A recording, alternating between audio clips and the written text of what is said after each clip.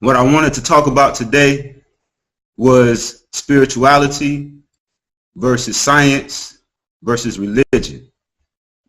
Does science complete spirituality, or does science compete with spirituality? This topic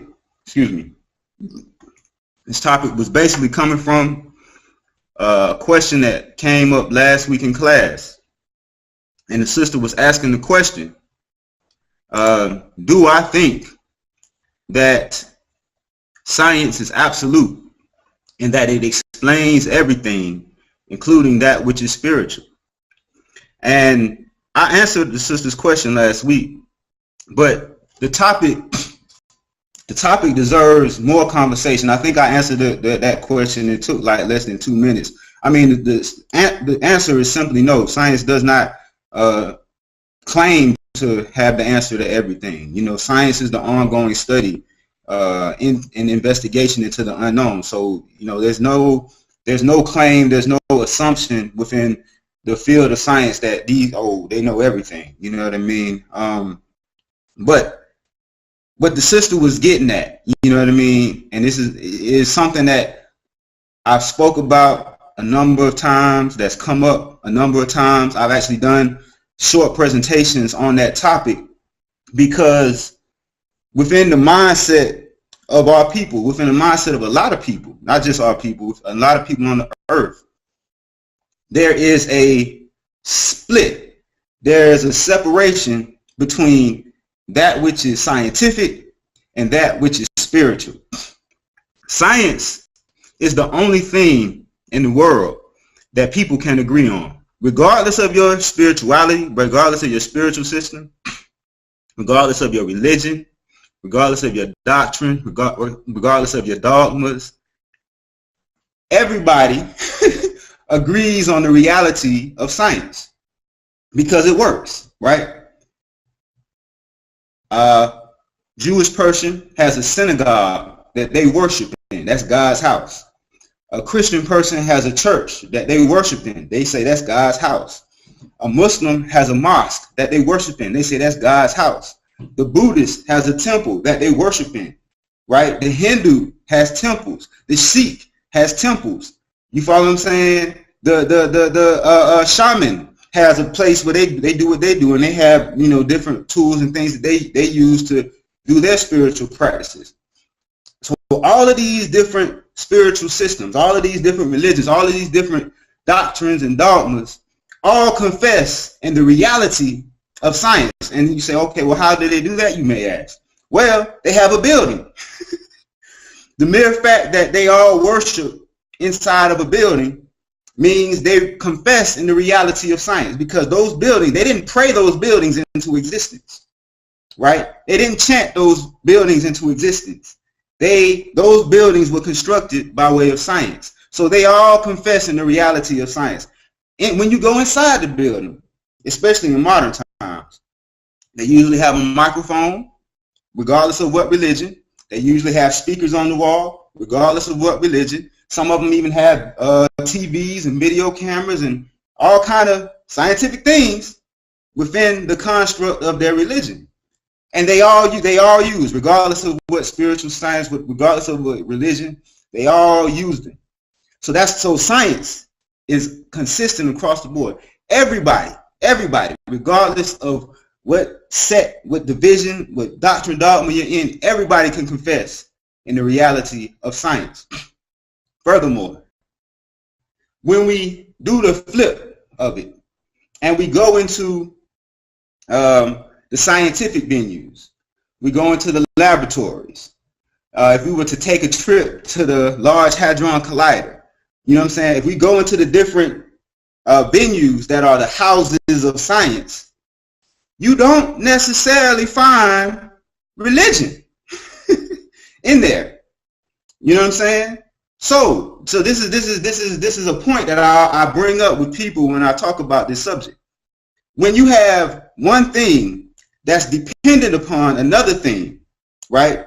The religions are dependent upon science, but yet science is not dependent upon the religions. So the question has to be asked, which one is more powerful? This is a question. There's a reality that exists within religion. There's a reality that exists within spirituality, and there's a reality that exists within science, right?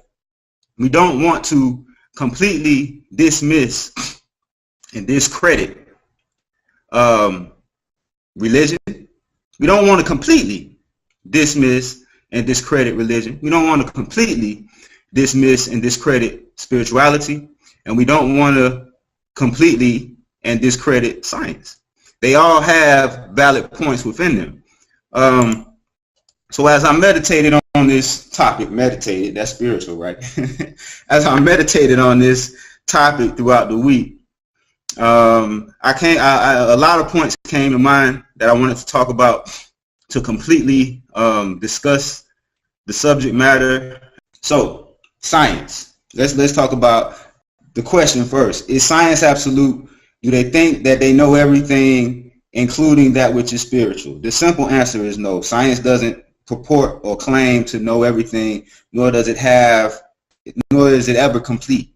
The symbology of never being complete, not knowing everything, right, is depicted in the symbology of the pyramid rising from the waters of noon, right, without the capstone, right?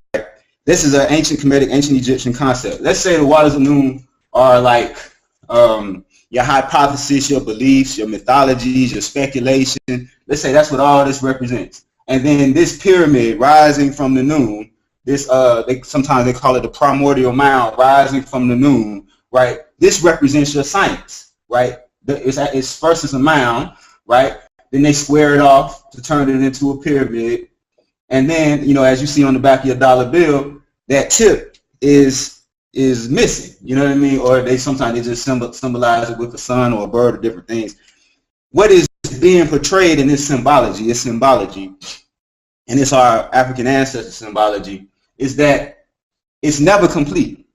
It's an ongoing process. It's the magnum opus. It's the great work that they speak of in different occult societies. So science is never complete. Science doesn't claim to know everything. The more you learn, the more you know you don't know. And so you have, you know, when you get one question answered, then you'll get that answer. You'll sit on that for a minute, and it'll lead to other questions. So science never is complete. It doesn't claim to know everything. Conversely, religion does. Religion shoots themselves in the foot with their character of God, right? Their character of God claims to know everything. This is God. This is the omnipotent, omniscient being. There's all-powerful, all-knowing, knows everything. And the all-powerful, all-knowing being that created everything sent you a book. And within this book has the answers to every single solitary question you could ever have in your whole life. So religion, conversely, does claim to know everything. But what happens, their claims are dated. The answers to the origins of things, where did humans come from, the origin of the universe, what's going to happen after you die, when religion attempts to explain those existential questions, right?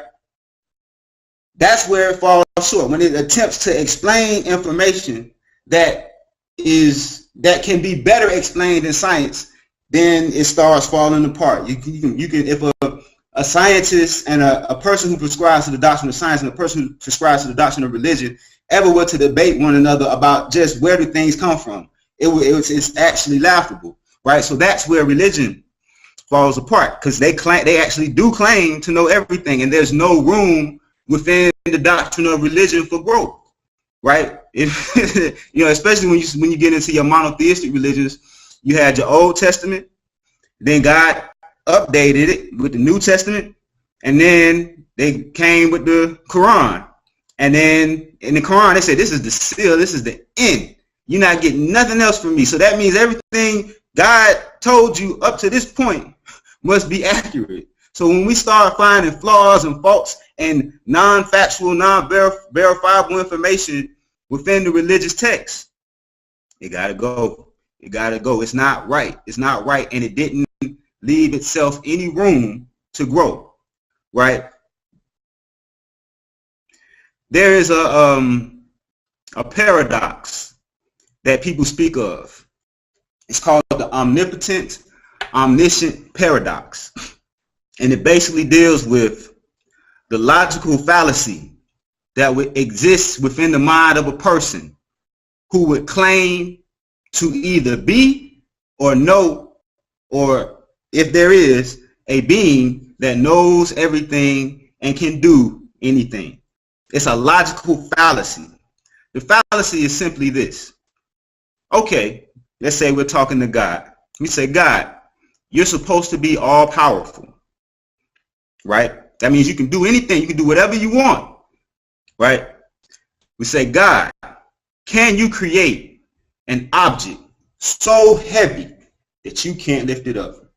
Now, this is the logical fallacy and the omnipotence characteristic.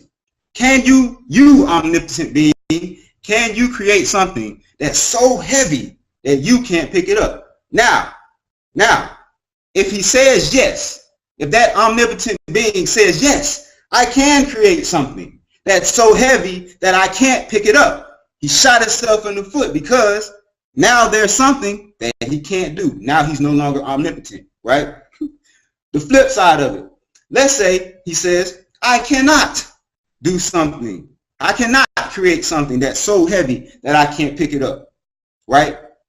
Shot himself in the foot again, because now there's something that he cannot do. So we have to comprehend the logical fallacy that would exist within the mind of a person who would either write that down or accept the doctrine of an omnipotent being. Furthermore, the omniscient paradox. If God is all-knowing, which is what the word omniscient means, then that means God knows everything.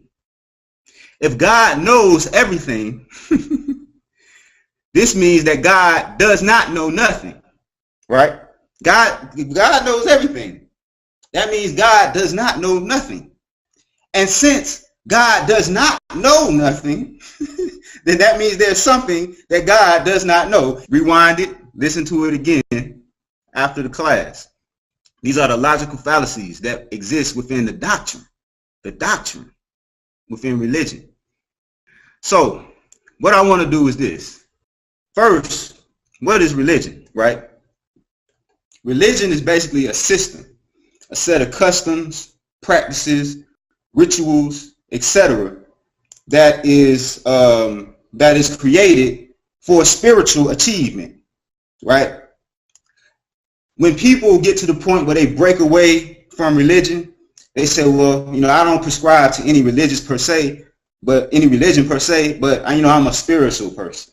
You follow what I'm saying? Which means that spirituality can be obtained without religion. However, the spiritualist is what I'm going to call a person who is a practitioner of spirituality, but not necessarily a religion per se. The spiritualists, still within, what they do, what they choose to accept, they have a set of practices, doctrines, dogmas, things that they have chosen to accept. Out of all of the practices, all of the different practices, customs, and rituals that exist that lead to spirituality, this person, the spiritualist, has basically, used that as a menu to say, okay, I'm going to do some of this, I'm going to do some of this, I'm going to do some of this. And that's what they use to obtain their spirituality. So there's a picking from it. There's a discernment from it. There's a separation. This is good. These spiritual practices are good for me, and these are bad for me. What that does is twofold, right? One, it creates an individual religion. They might not say it, they might not like it because it puts them in a box, but they've created a system for themselves to obtain spirituality. So it's an individual religion. Secondly, they've discerned, right? They've judged. They said, this is good, this is bad. There's certain things within the spiritual conversation, within the spiritual community, that some spiritualists, they frowned upon. They said that's too spooky. That's too far out. That's, you know what I mean. There's certain things that they don't deal with. Then there are other things they're like, okay, yeah, this is a little bit more sound. A perfect example of that is Reiki, right? I know a lot of people who deal with the science of Reiki as, you know, as part of their spirituality, right? Whereas they may not deal with, I'm trying to think of some other thing. They may not deal with astrology. They may not, you know what I mean? There's some people who deal with astrology because they feel like that gives them the results that they're looking for. But they say, you know, I'm not going to touch sand divination or something like that. You know what I mean? It's different. But my point is that there's a discernment between which spiritual practice a spiritualist would like to perform and which one they wouldn't. And so now that we've defined what religion does, you know, one is a path to obtain spirituality. The second, not necessarily overtly stated purpose of religion is to basically it's a behavior modification tool. Is to get people to act right. You know what I mean? But what I want to do now is talk about just spirituality in general. You know what I mean? When you say spirituality, like, what does that mean? What does it mean when you say spirituality? What does it mean when you know, what is that? Because it's an ambiguous term. You know what I mean? What I want to do is discuss. Let's define spirituality. Let's go to Wikipedia, even though that's not, you know, the best. And let's go to Merriam-Webster, right? So I'm gonna screen share with both so that people can see what these sources say spirituality is. And let's read it. All right, let's screen share. All right, here we go. Reading from Wikipedia. The term spirituality lacks a definitive definition. That's what I just said. Although social scientists have defined spirituality as the search for the sacred, where the sacred is broadly defined as that which is set apart from the ordinary and worthy of veneration. All right. Going down to the third, well, we can read that second paragraph. The term spirituality is derived from the Latin spiritualitas and the biblical pneuma. It is meant to be put in motion, to be a living person and being driven, right? Basically something animated by God. Let's go down to the third paragraph. The use of the term spirituality has changed throughout the ages. In modern times, spirituality is often separated from religion. That's something that I just said. And connotes a blend of humanistic psychology with mystical and esoteric traditions and Eastern religions aimed at personal well-being and personal development. Now that's part of the answer that I gave the sister last week. You know, basically what I said last week, the spirituality is those set of practices, those set of beliefs that a person holds near and dear to their heart, they take very serious, and it's things that they do to make themselves feel good. This is basically what they said in this third sentence. In modern times, spirituality is often separated from religion, said that, and connotes a blend of humanistic psychology with mystical, esoteric, and Eastern religions aimed. This aimed means the purpose at personal well-being and personal development, aka making yourself feel good, feel better, putting yourself at ease, putting yourself calm. All right, let's go to Merriam-Webster. Make sure people can see it. Yeah, Merriam-Webster. Something that in ecclesiastic law belongs to the church or to a cleric. All right, the state of being spiritual, sensitivity or attachment to religious values. So, you know, again, the Merriam-Webster is basically blending spirituality with religion. Wikipedia was basically saying that, you know, in modern times, there's a separation between spirituality and religion. Why did I do that? Because I wanted to create a context by which we could understand spirituality. When people say spirituality, what do they mean? You know what I mean? It's basically a set of practices that people take very seriously. They hold it near and dear to their heart. You know what I mean? And it's things that make them feel good. You know, again, the word feeling and the word spirit are closely related. You know, I can say I feel good, or I can say I'm in good spirits. I can say I feel bad, or my spirit's not good, doing so well. Like, this is the relationship between spirit and feeling. Those words are sometimes used interchangeably. And so when we speak about spirituality, we're speaking about those things in which basically make us feel good. You know what I mean? That's basically what it is in a nutshell. You know what I mean? And let me make a very important point. I don't knock spirituality, nor do I knock religion. You follow what I'm saying? It's necessary. Like, I've done, the sister who asked the question, the sister from Divine Minds Radio, she's done 2 interviews with me. And before she does the interviews, you know, she does like this chanting session, this spiritual session. And both times when I did interviews on her show, you know, I did the chants with her. She didn't know it. I was just at home listening. But I did the chants with her because I was nervous.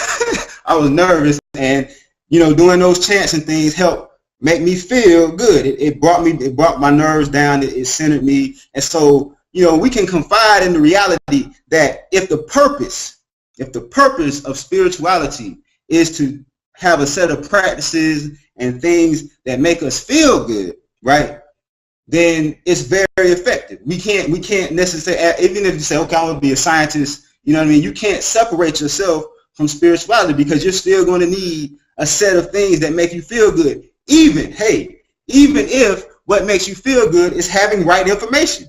Even if what makes you feel good is having scientific information, right? That makes some people feel good by being right all the time. If I'm right, you know, look, I can say this, I know this, I know that. If I'm right all the time, right, if I can make reference to scientific information all the time, then that is a form of spirituality, because it makes me feel good. It gives me confidence.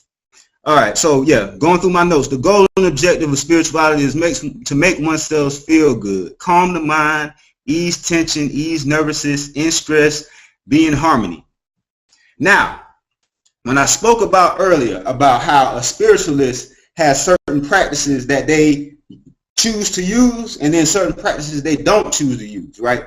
But the question is, what was the methodology that the spiritualists used to say, hey, I want to use these practices and I don't want to use those practices, right? What was the methodology? What was the thought process that went through the mind of the spiritualist to say, you know, these spiritual practices are good for me, and those, that's that spooky stuff, or those, that's that nonsense, or, you know, I don't want to mess with that, right? I would argue that the spiritualists use the scientific method, or some version of the scientific method, to arrive at which spiritual practices made them feel good and which spiritual practices didn't, right?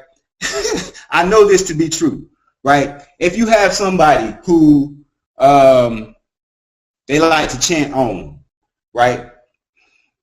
I know people that like to chant Om as a spiritual practice, and I know people who don't like to chant Om as a spiritual practice. The people who like to chant Om as a spiritual practice, they do it because it makes them feel good. They feel like they come out, the result of their experiment was positive. The people who don't like to chant Om, the reason why they've told me they don't like to do it is because it makes them sleepy.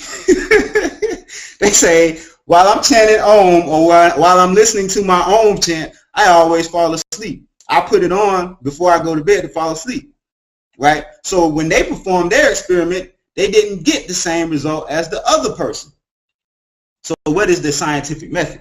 What is the experiment that occurred? Well, the hypothesis is the Om chant is good, or I believe the Om chant is good, I believe the Om chant is not good. The experiment, turn it on or chant it and see how it makes you feel. Now, if it makes you feel good, you adopt that as one of your spiritual practices. But if you leave it alone, you don't. But there may be something different that you might choose to do Reiki. The person who doesn't do the Om chant may choose to do Reiki, right? And that may be their spiritual practice. The point that I'm trying to make is, even the spiritualists who may not necessarily see that what they're doing is in fact science, still uses the scientific method. The same methodology that they used in their mind to arrive at the spiritual practice that they want to do is the same methodology that led to the creation of this computer. There was a point in time when somebody said, I believe if I put a very conductive material together and a not so conductive material together, I can create a transistor. I can create a semiconductor device that can then be used on a microchip. There was a point in time when somebody believed that that would work. One person may have tested it, didn't work. Another person tested, or they got the right configuration where it did work, and then they published their result. They said, if you do boom, boom, boom, boom, boom, you get it to work. The next person tried it, the next person tried it, the next person tried it. Everybody got the same result. They said, boom, this is, and then we can go forward with that. That's the same thing that happens when you're learning agriculture, right? You might not know how to plant seeds, where to plant seeds, what time to plant it, how much water to give them. You might not know that, but there's a trial and error, a refinement of your process that occurs. You might think you're just a farmer. I'm just a farmer, right? But you're doing something scientific, especially if you're yielding result after result after result after result. You're positively testing your hypothesis and confirming that what you in fact did believe to begin with was accurate. So again, the spiritualist still uses science. Now, next question. What is religion and the purpose and objective of religion? I kind of spoke about this earlier. All right, going through my notes. Religion is a set of formalized customs and practices used to obtain spirituality. The main goal and objective of religion is to get people to act right, behave, to get people to act right and behave. And regardless of what religion you prescribe to, right, people agree on what you should do to act right and behave, right? I don't care if you're Muslim, if you're Christian, if you're a Jew, if you're a Buddhist, if you're a Hindu. I don't care what religion or way of life or spirituality that you prescribe to. You all agree on what you should do to act right and behave. Everybody agrees you shouldn't kill anybody. No killing. I don't care what God you call on. Everybody says you don't kill nobody. No stealing. I don't care what God you call on. They all agree shouldn't steal stuff from nobody. What's the other one? No adultery, no fornication, right? But there's a general consensus about what people should do in order to act right, to behave right. You know what I'm saying? So now, if we were going to attempt to unify the spiritualists, if we were going to attempt to unify the religionists, the people who prescribe to religion, if we could just get them to unify on the things that they agree about, how people should act, right, then we would be able to, unite, bring people together. Now, there's one caveat in that. There's one religion that doesn't agree on the things that you should do to act right, and that's Satanism. Satanism talks about do as thou wilt. Do what you want to do. If you want to kill somebody, kill him. If you want to steal something, steal. If you want to commit adultery, do as thou wilt is the doctrine of Satanism. Now, we talked about logical fallacies that exist within religion. What is the logical fallacy that exists within the doctrine of Satanism? Well, if you do what you want to do without no order, without no ma'at, eventually ain't gonna be no people. Ain't gonna be no people. If you do what you want to do, that will lead to complete and utter chaos and anarchy. You follow what I'm saying? So that would be the one group that wouldn't be able to unite on the principles of what everybody agrees on in terms of how people should act and behave on this planet Earth. You follow what I'm saying? Another piece of religion. Religion also attempts to explain the origins of everything in nature and the universe with their character of God or Theos. Let me write Theos down because that's going to come up later. Theos, Theos, Greek word for God. Religion, outside of telling people how to act right? Religion takes a step forward and says, I'm going to try to answer your existential questions. Your existential questions being, where did the universe come from? What is the meaning of life? What is my purpose? Right? These are the existential questions that arise within a person over time. Religion says, okay, I have to give people solutions to those questions. And so they use God, Theos, as their solution to those questions. Where did the universe come from? Well, the religion Theos says God said, depending on what religion you come from, God said, "Be it is, cum fi cum." On the sixth day He created man. I always get that, but yeah, you know what I mean. Different religions have their explanations that they provide to people about those existential questions, and they use Theos as their meaning. You know what I mean? What's the meaning of life? The meaning of life is to do Theos' will, do God's will. You follow what I'm saying? That when religion steps outside of, because this part religion gets right. No killing, no stealing, no adultery. Religion gets that right. Everybody, I don't care what religion you're in, they all agree on that.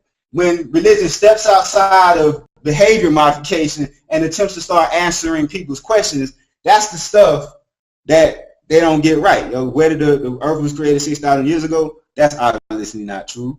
The woman came from the man's rib. That's obviously not true. You follow what I'm saying? So religion messes up when they start trying to answer those existential questions. And they mess themselves up because they made their God character all-knowing and is, basically infallible. But the answers that God has provided within that book, they're coming up to be wrong. What's another aspect? That religion addresses that? Let me tilt this. What's another aspect that religion gets right without necessarily knowing it, right? In terms of people needing to feel good, right? There are a few things that people need to feel good. Let me write them down. They need food. They need clothing, right? They need shelter. They need education. They need entertainment. They need a sense of belonging, like a social group. You follow what I'm saying? That social group aspect is one of the biggest draws of religion.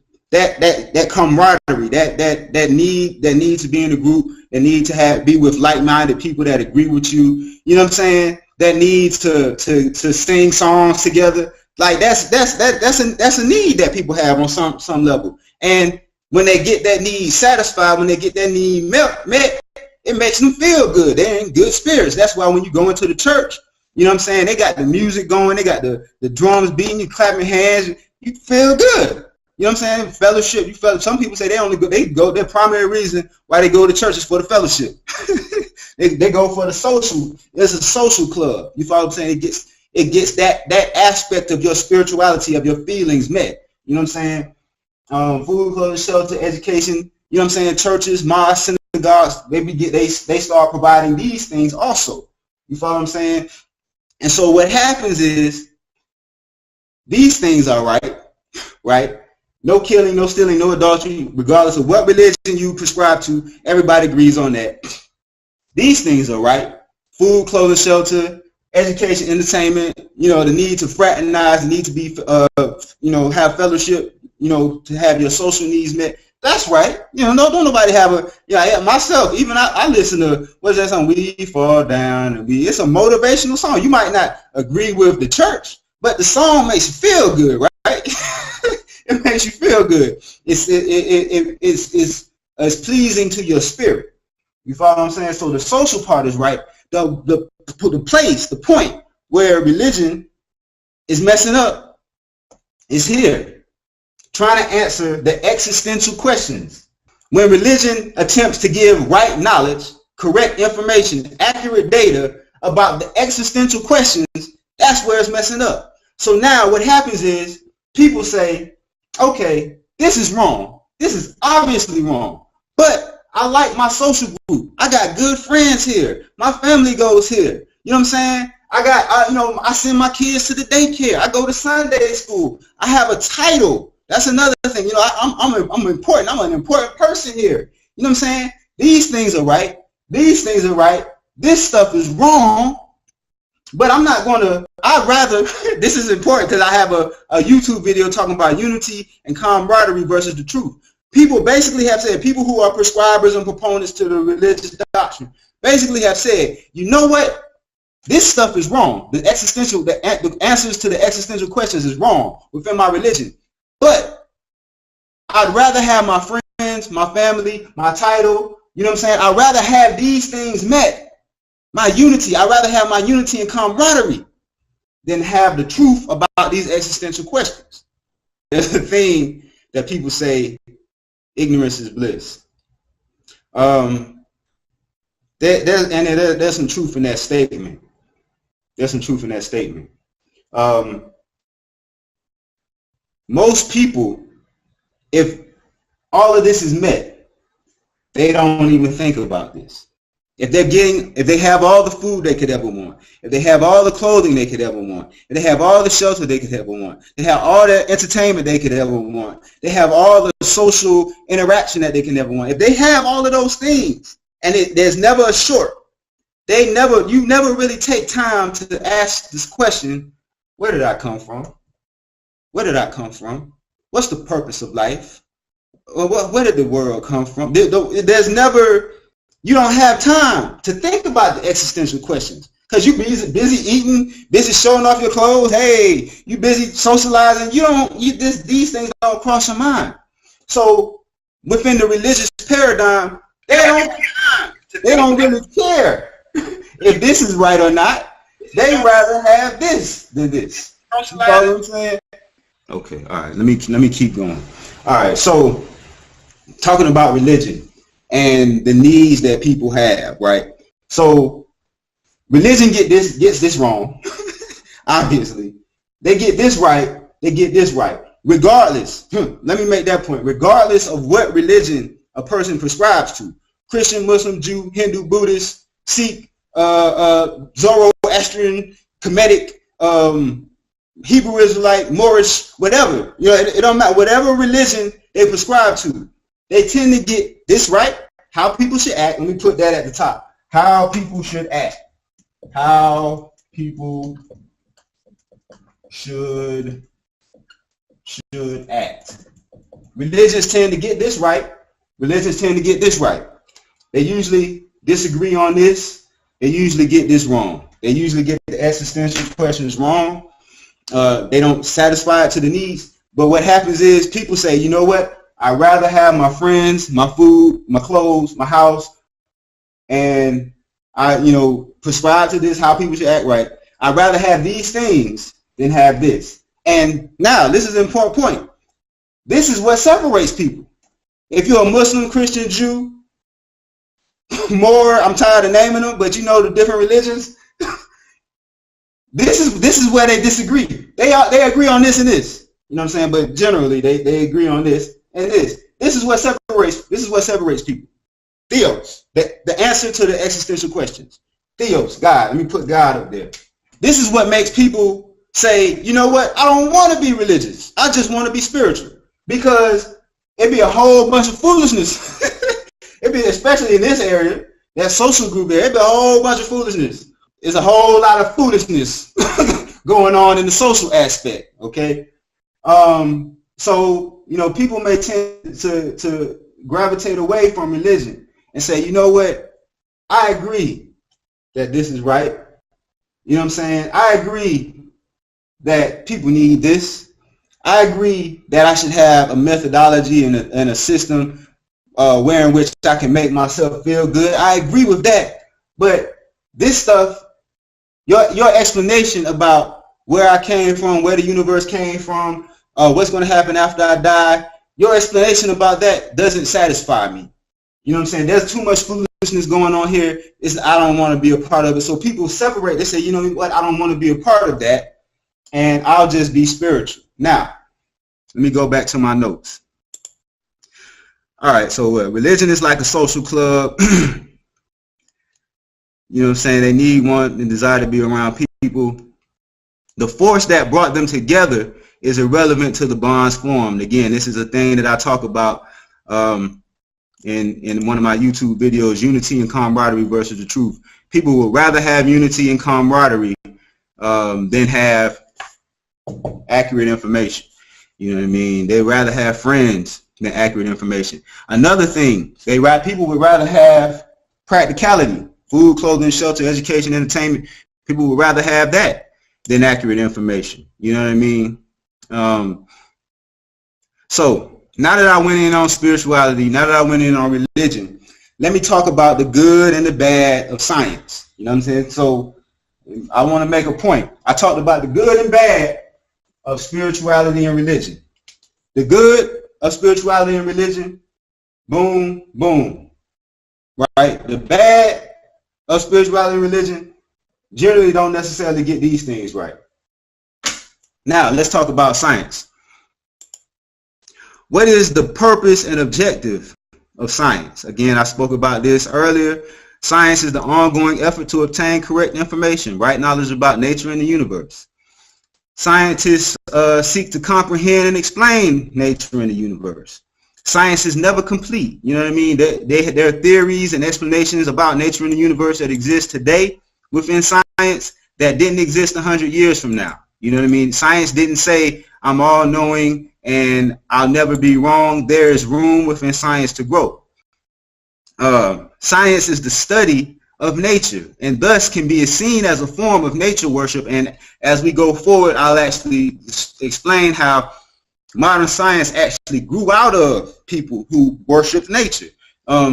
The word physics actually means nature. Let me go to, I'm not going to do a screen share on that one, but if you go to etymology dictionary and look up the word physics, you'll see that the word physics means nature. So a physicist, by definition, by etymological definition, is one who studies nature. So there's this thing called natural philosophy, which was the study of nature. You had people like who were alchemists. You had people who were alchemists. You had people who were astrologers. You had people who were metaphysicians, etc. Right? This was back in the day. As time marched on, as they refined their processes, right? These nature worshipers, these alchemists, these astrologers, these metaphysicians, the alchemists over time, as they refined their processes, they became chemists, right? Modern day scientists. Those astrologers over time, as they refined their processes, they became astronomers, modern day scientists. Those metaphysicians, as they refined their processes over time, they became physicians. Now, these people, these natural philosophers, these alchemists, astrologers, and metaphysicians, they were chastised. They were persecuted. They were put to death by religion. Say I'm lying. Plato, Aristotle, all these people, they were chastised and put to death by religion because they had different explanations about the things that religion was getting wrong. These nature worshipers, these people were actually worshiping nature. They were actually talking to God. Nature is God. They were actually talking to God on a regular basis, not necessarily, hey God, what's up, but studying, you know what I'm saying? Studying nature. You know, writing it down, doing experiments. These people who were worshiping nature were chastised by religion because they had different explanations for the existential questions of reality. Because religion said, I'm an all-knowing thing. Science said, you know what? Now, what is it when people have that conversation? Because I've heard it before. It's a conversation I've had with my own mother. What is it that they're feeling when they see those scientist people and those people speak with a certain level of confidence and ego? That is what people are perceiving as, you think you know everything, right?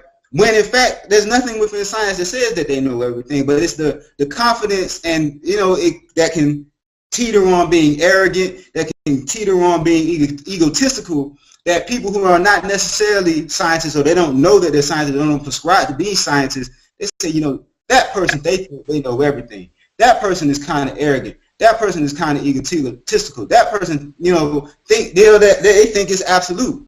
Now, the reality is there is a certain confidence that comes with using that scientific method.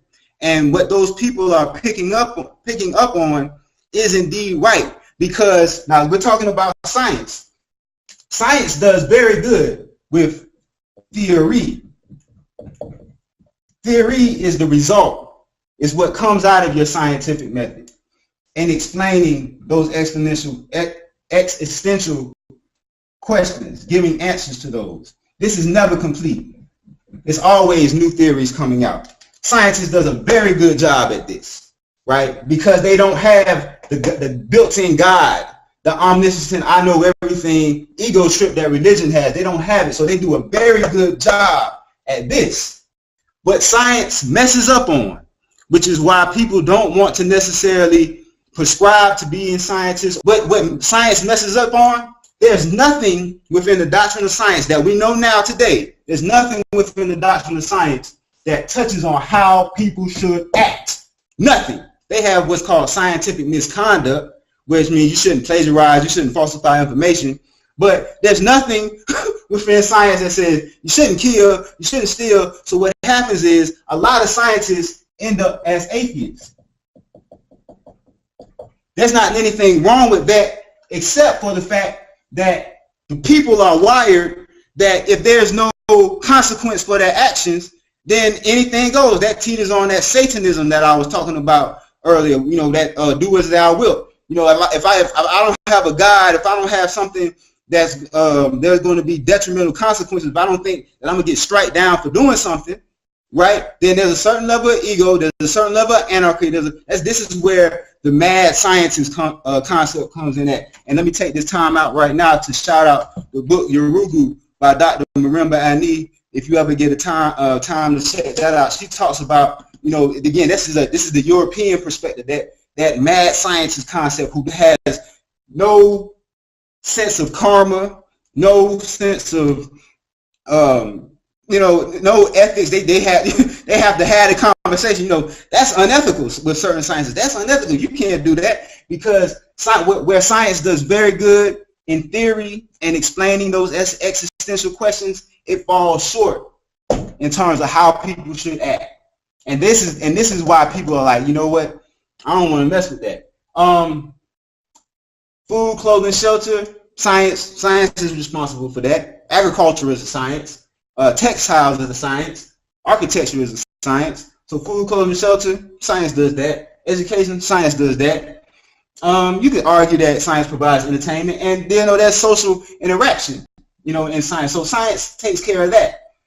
But in terms of how people should act, that's where science falls short. And they created a whole sitcom about it called The Big Bang Theory, right? Where it's a group of scientists, but they're smart as heck. They got all the answers for this, but they don't know how to act. They socially awkward. And most scientists that you meet are socially awkward. They just like, ugh. So that's the hesitation that people feel, you know what I mean, when they start talking about, you know, science, and I really don't want to mess with that, because it doesn't mesh with my spirit. It's something within me that just doesn't feel right about that. And this is what I put atheist, but let me put no explanation on how to act / behave.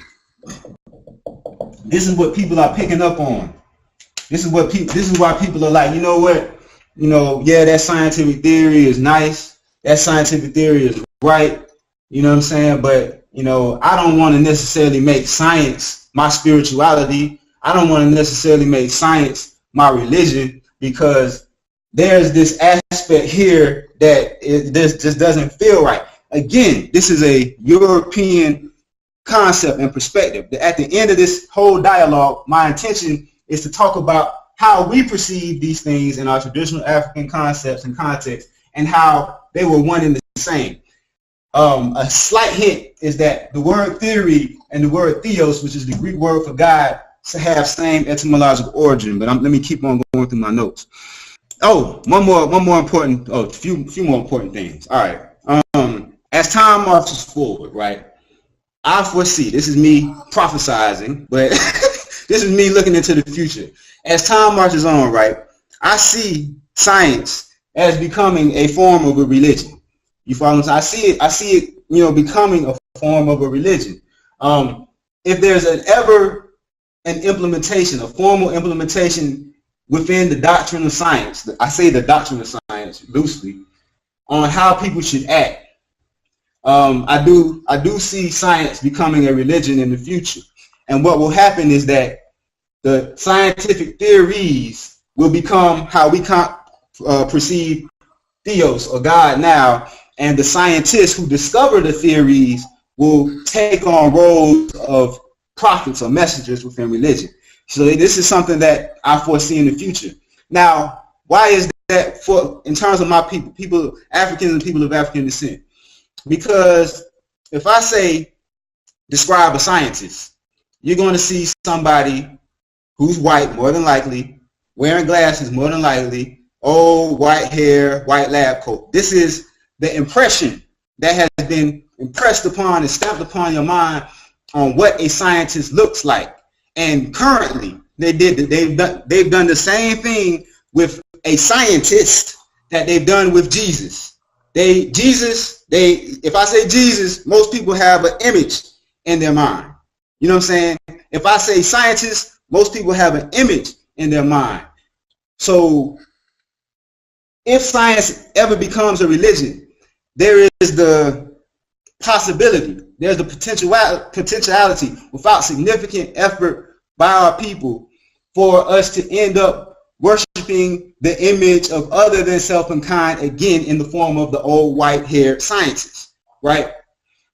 This is why it's important to promote the image of scientists that look like self and kind. This is why it's important to talk about people like Imhotep, the first architect and scientist that we know by name in the history of the planet. That image needs to be, just like we had to do sufficient effort to stamp a black Jesus in the mind of our people, now we have to do sufficient effort to stamp the image of Imhotep, of African scientists, you know what I'm saying, in the mind of our people. You know what I mean? So that there's significant work that needs to be done in that field.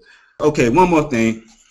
That we do in spiritual systems, we do see again, a spiritualist is someone who had problems with the formalized religion, and they may have problems with the formalized science, but they recognize that there's a truth in all of it, and they kind of want to step outside the box, but they still want to, take different truths from the different doctrines and dogmas and then apply them to their life. So what we do see, especially amongst a lot of spiritual people, they're taking concepts from science. People say things like, I'm going to ask the universe, the universe gave me this. The reason why they're using the word universe is because the universe is something that you have evidence, experience, and reason for. That's something that's scientific. So the term, I'm going to ask the universe is going to give me this, the universe give me that. That's a scientific concept, right? As opposed to saying God, they say the universe, or some people may say nature. Again, the scientists are the progression of nature worshipers. So the universe, nature, again, these are concepts that spiritualists are taking from science because there's some truth in that. Another thing, people start talking about energies, my energy is this, my energy is that. Again, because energy is more of an objective concept than spirit. Spirit is kind of wishy-washy, you know what I'm saying? And, when I ask people who prescribe to the doctrine of spirit enough questions, eventually they do come back to the point, well, yeah, spirit is energy. Now, this is something that I just want to put out there for spiritualists. If you recognize that spirit is energy, right, will you make room within your spiritual doctrine to start calling yourself energist? You know what I'm saying? Because your spirit is energy, and you know what I'm saying? And so you don't necessarily have concrete definition for that, but you're saying that, spirit is energy and spirituality is based on spirit. So can you say energist or create a word that contains the word energy for spirituality? But anyway, that's neither here nor there. I'm getting off of my notes. So another question: why is it that science is not seen as spiritual?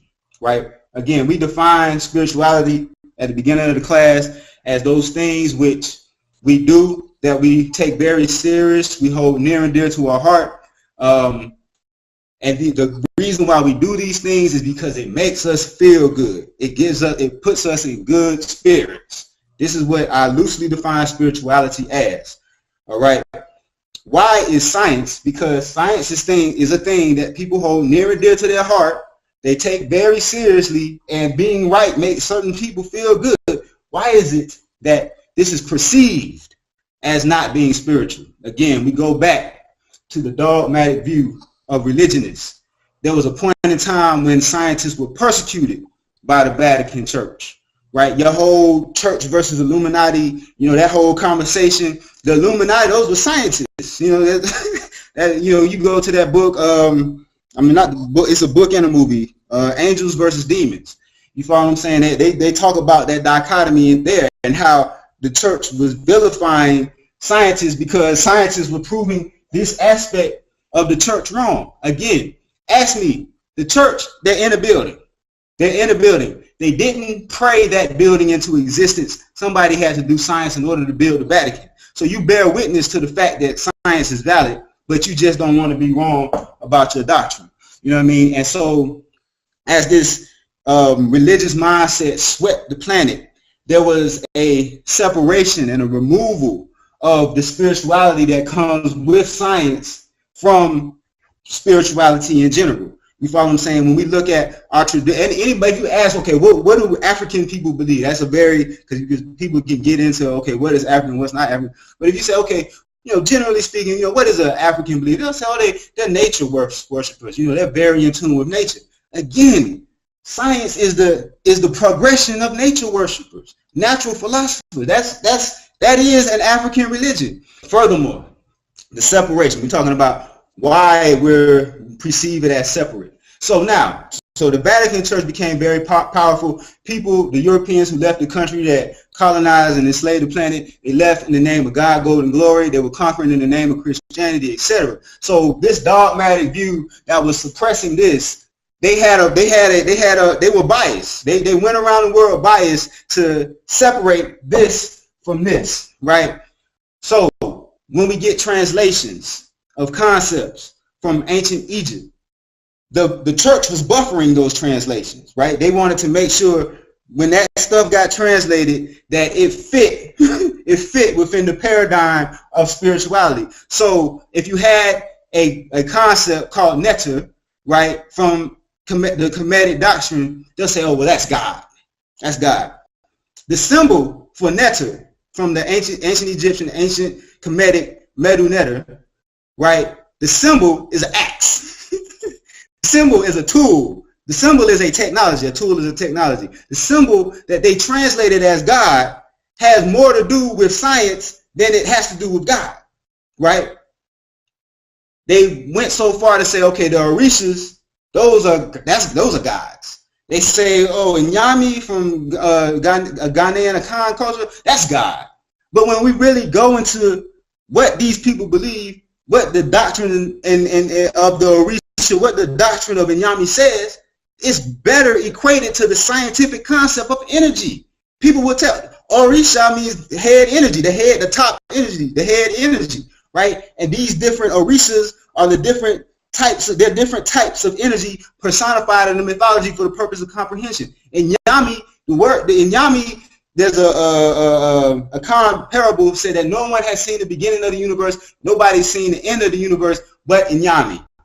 They're talking about cycles of energy, thermodynamics. These are concepts that I talk about in the 90th Array Engineering book. But the church translated it as God, again, to separate the science from the spirituality. So, why? Why is that necessary?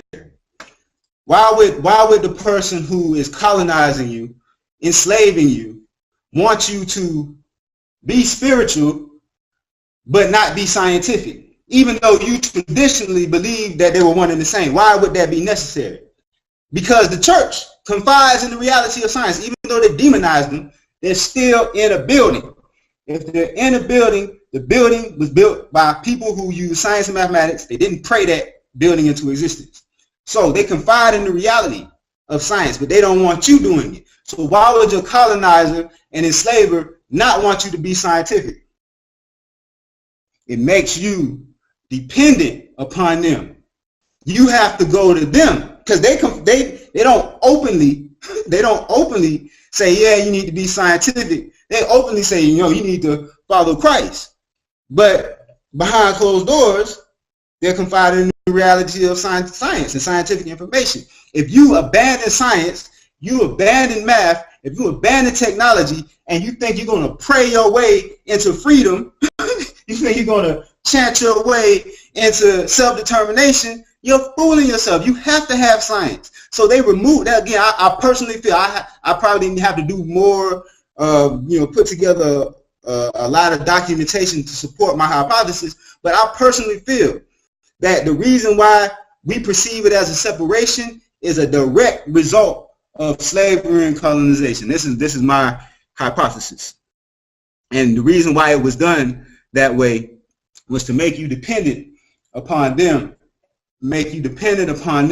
providing you your food, clothing, shelter, education, entertainment, and technology, all the things that science will provide you if your spirituality and your science was one and the same as it was in the beginning, when we were in our glory, when we were at our high point in ancient Kemet, when we were having our own self-determination in the different West African empires, Mali, Songhai, Ghana. We had a spiritual science. Our spirituality and our science were one and the same. We said people should know how to act because you can use the scientific method. Hear what I'm saying? You can use the scientific method to derive how people should behave, right? You can say, okay, we can arrive at this conclusion using the scientific method. If we let people kill everybody, eventually there'll be no people. If we let people steal everything, eventually there'll be anarchy. We can use the scientific method to derive how people should act. So our traditional African science, our traditional African spirituality combined both science and spirituality. And what we did was this. We said, we all agree on this. We all agree on how people should act. We all agree that people need food, clothing, shelter, education, entertainment, and social interaction. And we all agree that people need right information, accurate data, correct information. We all agree this. So we're not going to have this character that says, I know every damn thing. We're going to say, no, we're going to worship nature. We're going to worship nature, and we're not going to have a theos. We're going to have a theory that can be refined, right, that can be improved upon, and we're not going to have this. We're not going to have anything goes. We're going to have how people should act, what people need, and accurate information that's derived by science, and that is going to be how we're going to move forward. The brother who wrote the book, Stolen Legacy by George G.M. James, talked about the Memphite theology, which was a spiritual science. It was spiritual in nature, and it was the origin of all scientific information. This Memphite theology written on the Shabbat stone. This is what we believe. This is what we held near and dear to our heart, because it combines the spirituality and it combines the self-determination, which is made possible by way of science. Last point, and then we can talk and things, but there's a movie called The Life of Pi, and it came out around the time of the Django Unchained, and I think a lot of our people went to go see the Django Unchained, and nobody really went to go see The Life of Pi. The Life of Pi was a deep movie because, okay, first let's speak about what pi is. We're going to bring everything together. Pi is basically a mathematical symbol that is derived from the circle, right? It's derived from the circle, pi. The boy Pi in the movie, he was raised a Hindu, right? He was raised a Hindu. Then he started studying Christianity. Then he started studying Islam. He taught Hebrew at his school, which means he knew Judaism. And his father didn't prescribe to any religion. His father was a man of science. What happens in the movie, and it's spoiler alert, but the homework will be to go watch the movie The Life of Pi. What happens in the movie? A tragedy befalls Pi and his family. All right. People are coming. Oh, hold on. Before I get to that, a reporter comes and says, the reporter is an atheist. Let me write that down. The reporter is an atheist. And he says, so Pi, the boy's name is Pi. He says, Pi, I was told that you have a story so good that you can make me believe in God. So Pi begins to tell the story. The story is basically a tragedy that befalls his family, right? His family is basically shipwrecked, and his family is they own a zoo, by the way. All right. In one version of the story, Pi talks about how you know, after he was shipwrecked, he got aboard a boat, and some of the zoo animals got aboard the boat. Also, a tiger, orangutan, a hyena, and a zebra, right? And Pi. All these animals got aboard the boat with him, and a whole bunch of chaos happened on the boat. Different ones got killed. The only one that was left was Tiger and Pi, Tiger and the Pi, and eventually they make it to their destination, right? The company that owned the boat that sank was asking Pi to explain, well, what happened? You know, can tell me how did you survive this? So Pi tells the story of the tiger, the hyena, the zebra, and the orangutan. He tells the company that story. They say that story is too far out. I can't believe it. It's too much. It's an unbelievable story. It's an unbelievable story. So then Pi tells another story. This version of the story, he says, okay, the ship wrecked. I got free. My mom got free. One of the cooks from the ship got free, and somebody else got free. They all got aboard the boat. When they all got aboard the boat, they killed each other, and the only person that was left was me. And then I landed to the place where I ended up being. And so they said, okay, well, we like that story. That's more believable. That's more realistic, right? And so Pi then asked the reporter who was there, who was the atheist. He said, which story? Do you like the story with the tiger, the hyena, the zebra, the orangutan? Do you like that story? Or do you like the story with my mom, the cook, myself, and no animals? He said, I like the story with the tiger. And then Pi said, and so it is with God. And that was the ending thing. What is the point? That movie was very deep. Pi is the circle. Pi had the influence of every doctrine within his upbringing. Hinduism, Christianity, Islam, Judaism, science, and he was talking to an atheist.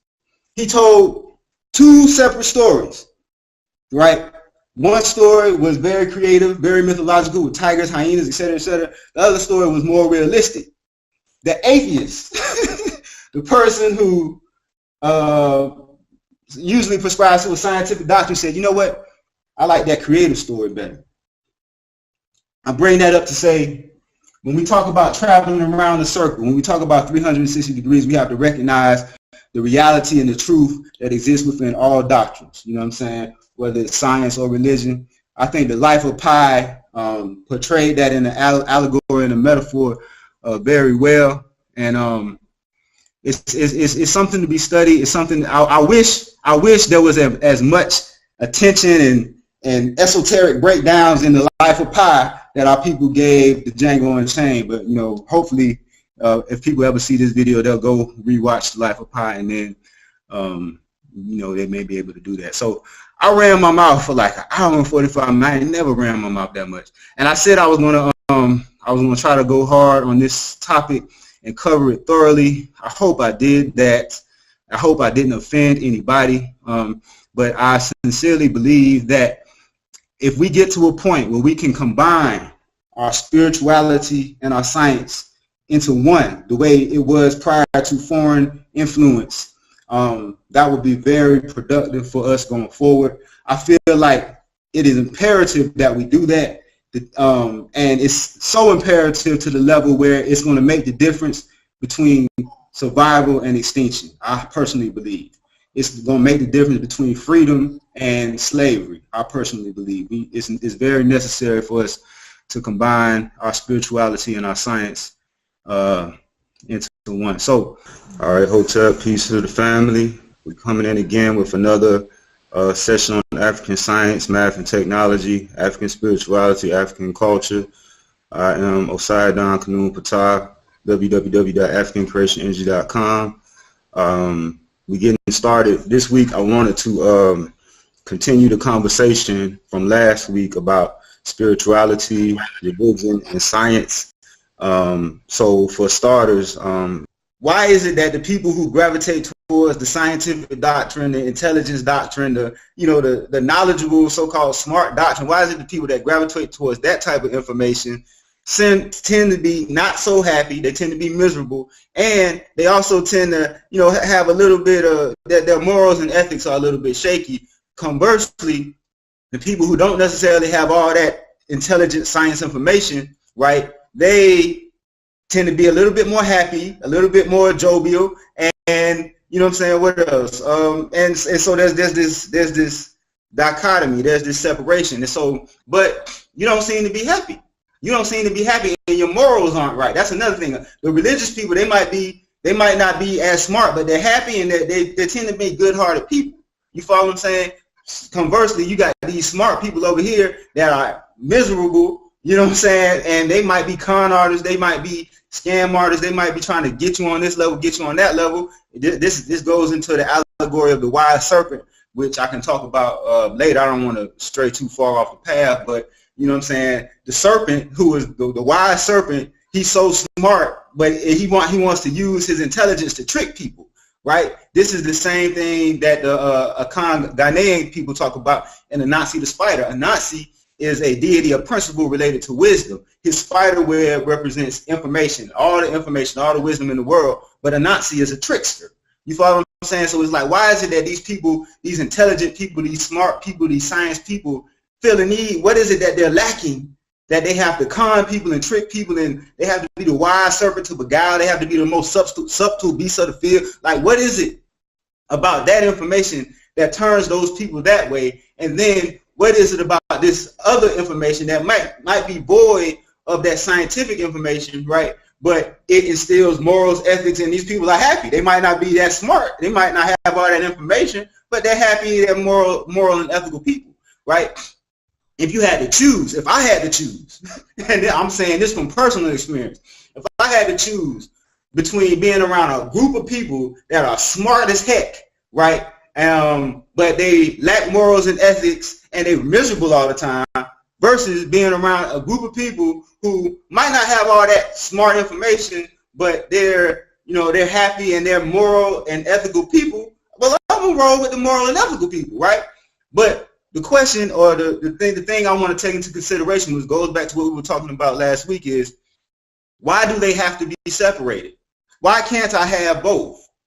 And when I look into my traditional African culture and cosmology and our way of life, that Memphite theology, the science of sciences and the science and sciences that I talked about last week, I saw where it was one, where we were able to be smart, intelligent people, and we were able to have our morals and ethics and be happy about it.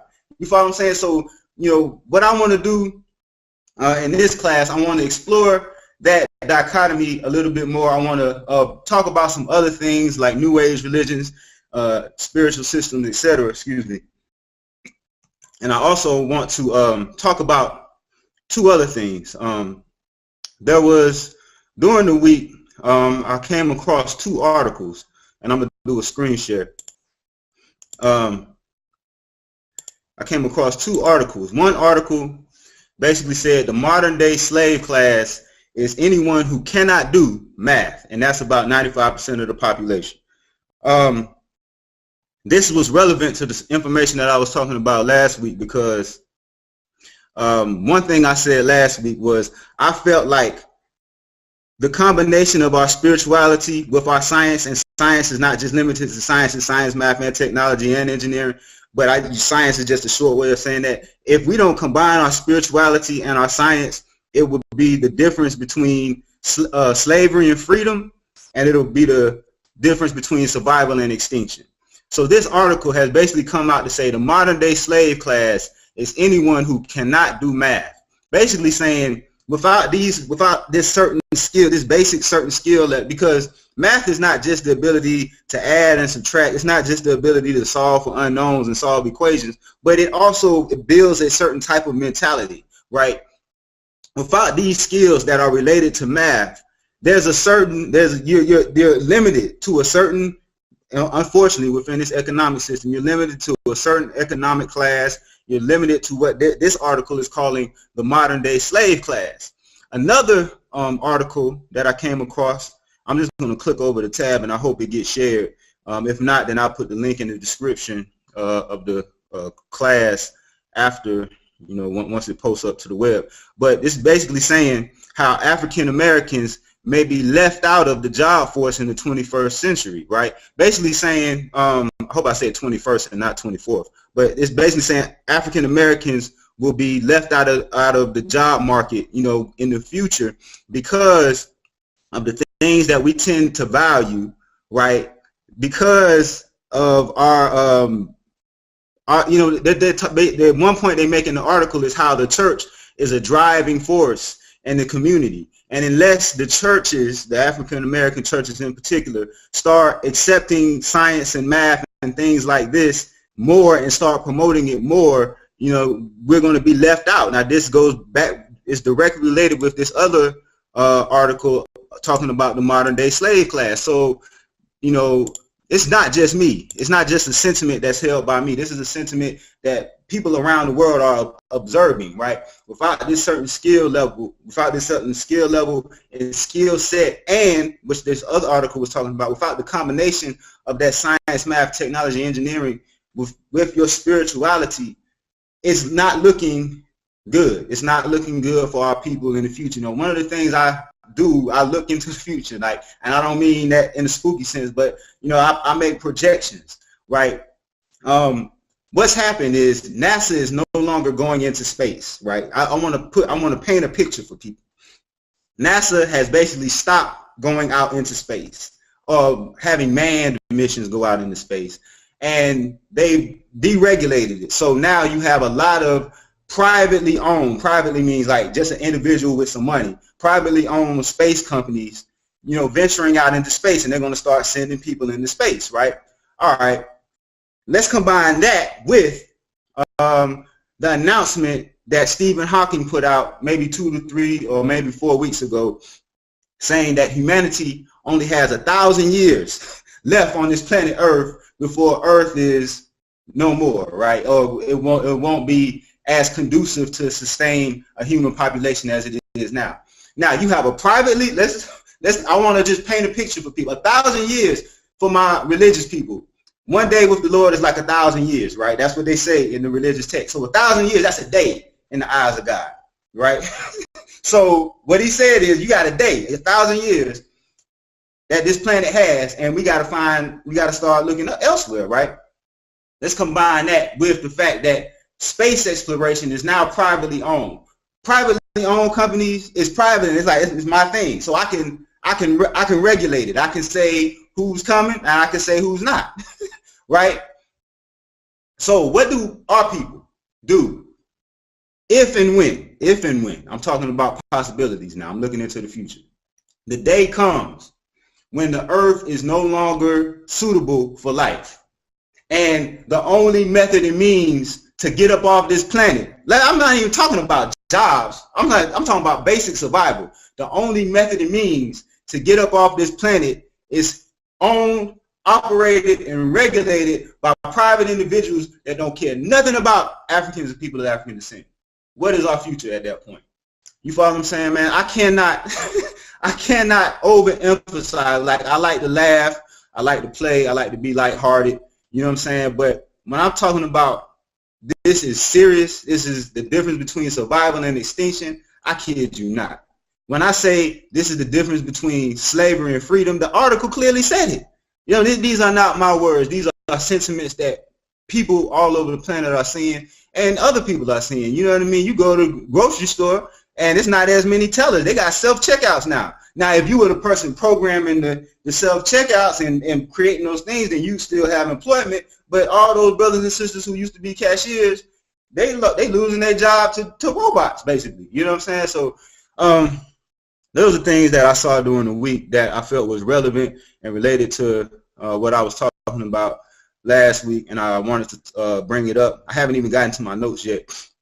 So religion, right, is a formalized spirituality, right? It's a documented and formalized book of these are the things a person should do to obtain their spirituality. That's one of the top levels of religion. Then underneath that, religion provides people, again, guidelines for how they obtain morals and ethics.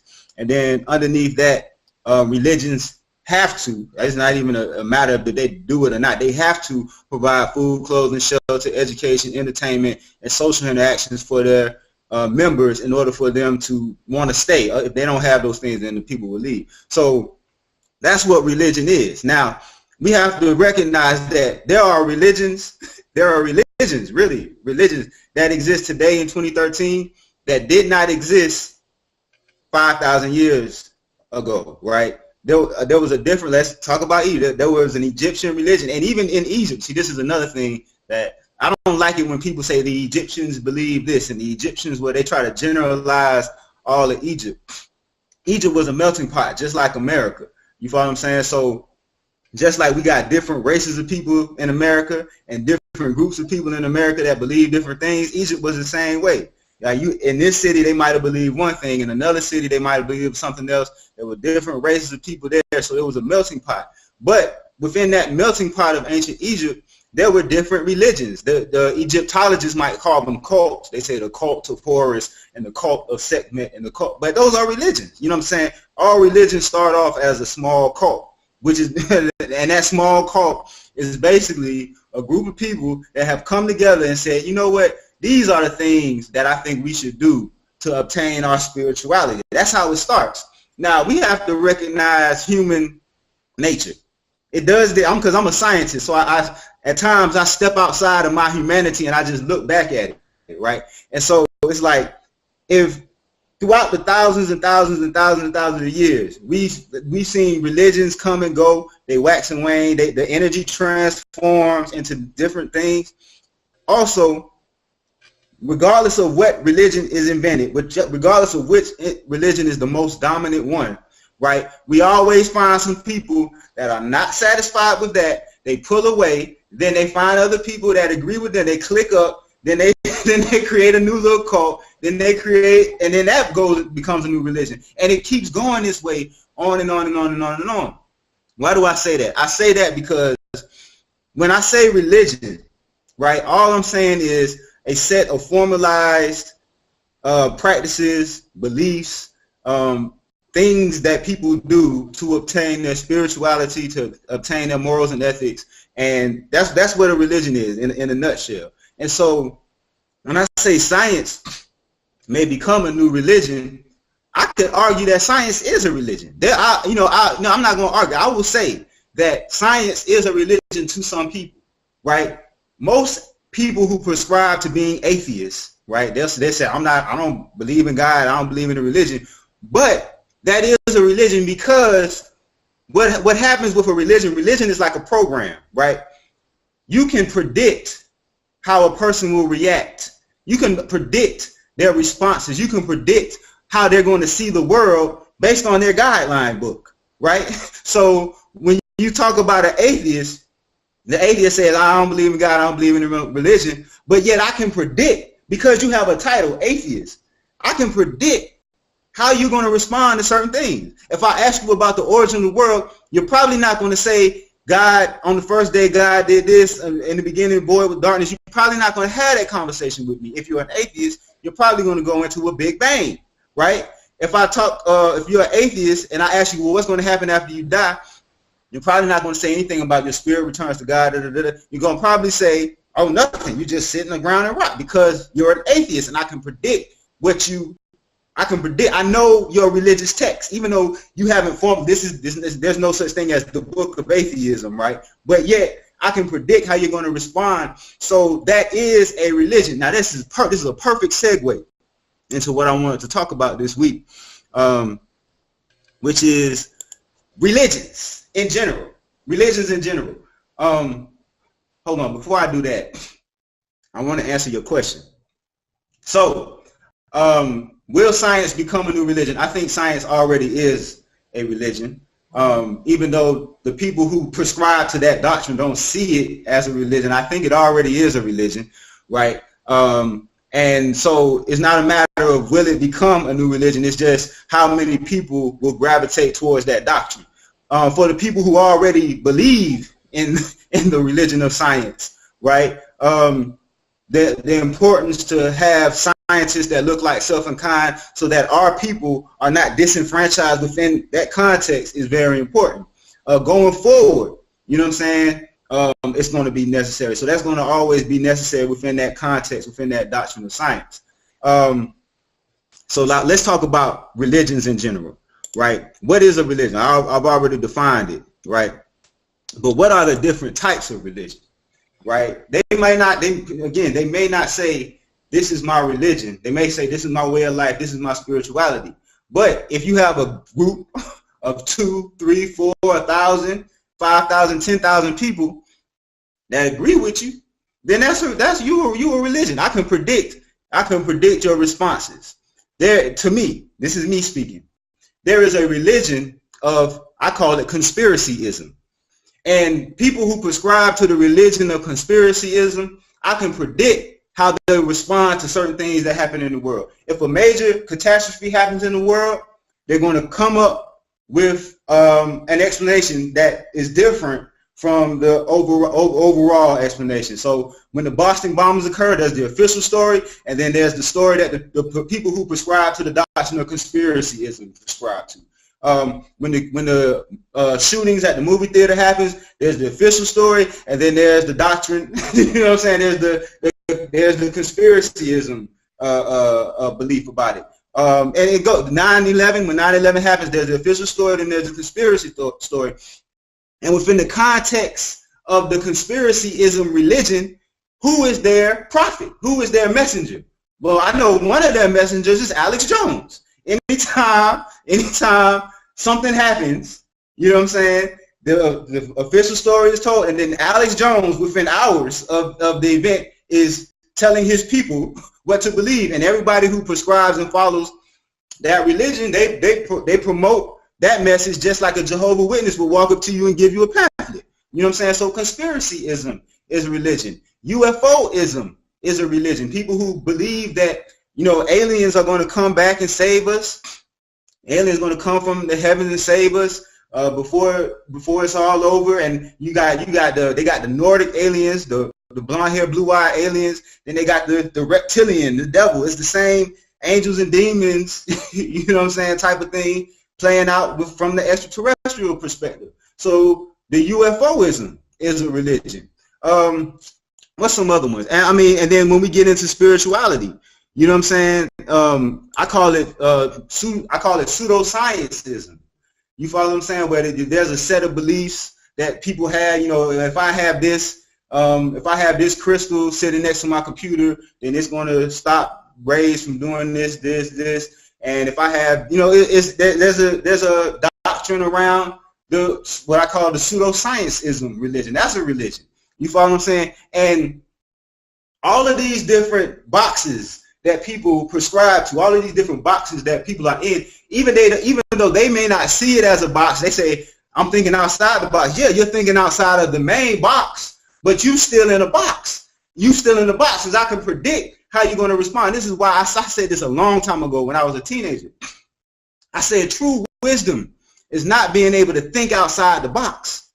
True wisdom is being able to move between boxes at will. You know what I'm saying? Even when you think outside of the box, you've created a new box. You created a new box, a new way of thinking, and then let's say you're the only person in your box. If you tell anybody about how you think and they agree with you, now you got two people in your box. You follow what I'm saying? So, you know, what is religion? Religion is a way to it's a formalized documentation. It's a formalized documentation that controls how people think, how people behave. You can predict how people will respond to things based on these different doctrines or religions. And people take these things just as serious as they do, you know what I'm saying, whether or not they believe in Christ. You know, they take it as serious. Racism is another religion, you know what I'm saying, that a lot of my people, unfortunately, and a lot of other people prescribe to, not necessarily seeing it.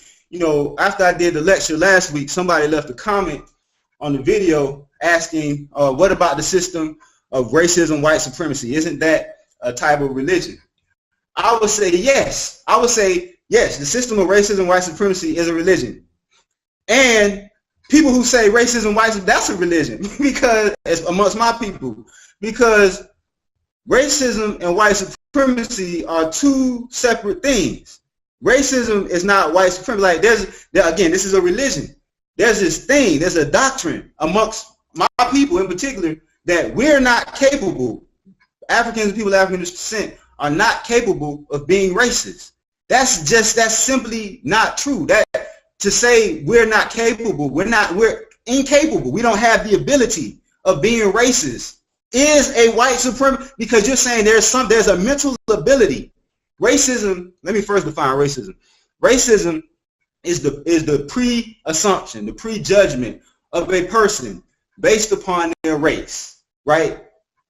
There's nothing within racism that says that assumption has to be negative. So if I see a Chinese person, right, and I say, that's a smart Chinese person, and the only reason why I'm saying they're smart, or the only reason why I'm saying they're good at math, is because they're Chinese. That is a racist statement. I have prejudged that person based upon their race, right? There's nothing negative. I didn't insult them in any shape, fashion, or form, but it was a racist statement that anybody of any race can make, right? If you see a black guy and you're like, oh, he must be good at basketball, that's not insulting. As far as I know, it's not insulting. Some people might feel some kind of way about it, but it's not an insult. You know what I'm saying? But you prejudge that person based upon their race. So there's nothing within the word racism that says it's exclusive to a particular race of people. Also, we comprehend that racism is just an extension of inductive reasoning. Inductive reasoning is say you look at something and you make an assumption about it.